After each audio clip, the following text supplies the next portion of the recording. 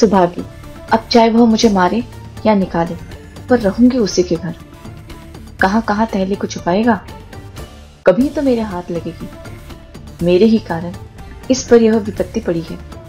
मैंने ही उजाड़ा है, मैं ही बसाऊंगी। जब तक इसके रुपए न दिला दूं, मुझे चैन नहीं आएगा। यह कहकर वह सूरदास से बोली, तो अब रहोगे कहां? सूरदास ने यह बात न सुनी। वह सोच रहा था, रुपए मैंने ही तो कमाए थे, क्या फिर नहीं कमा सकता? यह न होगा। जो काम इस साल होता वह कुछ दिनों बाद हो जाएगा। मेरे रुपए ही थे, शायद उस जन्म में मैंने भैरव के रुपए चुराए होंगे। यह उसी का दंड मिला है। मगर बेचारी सुभागी का क्या हो? भैरव से अपने घर में कभी न रखेगा। बेचारी कहां मारी मारी फिरेगी। यह कलंक भी मेरे ही से टलना था, कहीं का ना हुआ। धन गया, घर गया, आबरू गई, जमीन बच रही है, यह भी न जाने जाएगी या बचेगी। अंधापन ही क्या थोड़ी विपत थी कि नित एक न एक दिन चपत पड़ती रहती है। जिसके जी में आता है, चार खरी खोटी सुना देता है।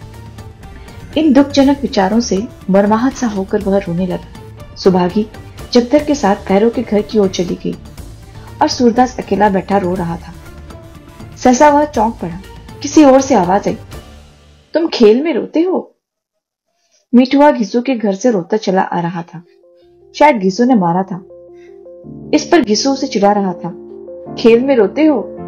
सूरदास कहा तो नैराश्य, गलानी, चिंता और शोक के अपार जल में गोते खा रहा था। कहा यह चेतावनी सुनते ही उसे ऐसा मालूम हुआ किसी ने उसका हाथ पकड़कर किनारे पर खड़ा कर दिया। वाह, मैं तो खेल में रोता हूं। कितनी बुरी बात है। लड़के भी खेल में रोना बुरा समझते हैं, रोने वाले को चिढ़ाते हैं, और मैं खेल में रोता हूं। सच्चे खिलाड़ी कभी रोते नहीं, बाजी पर बाजी हारते हैं, चोट पर चोट खाते हैं, धक्के पर धक्के सहते हैं, पर मैदान में डटे रहते हैं। उनकी तैयारियों पर बल नहीं पड़ते, हिम्मत उनका साथ नहीं छोड़ती, दिल पर मालिन्य के छींटे भी नहीं पड़ते। न किसी से जलते हैं, न चिढ़ते हैं। खेल में रोना कैसा? खेल हंसने के लिए है, दिल बहलाने के लिए है, रोने के लिए नहीं।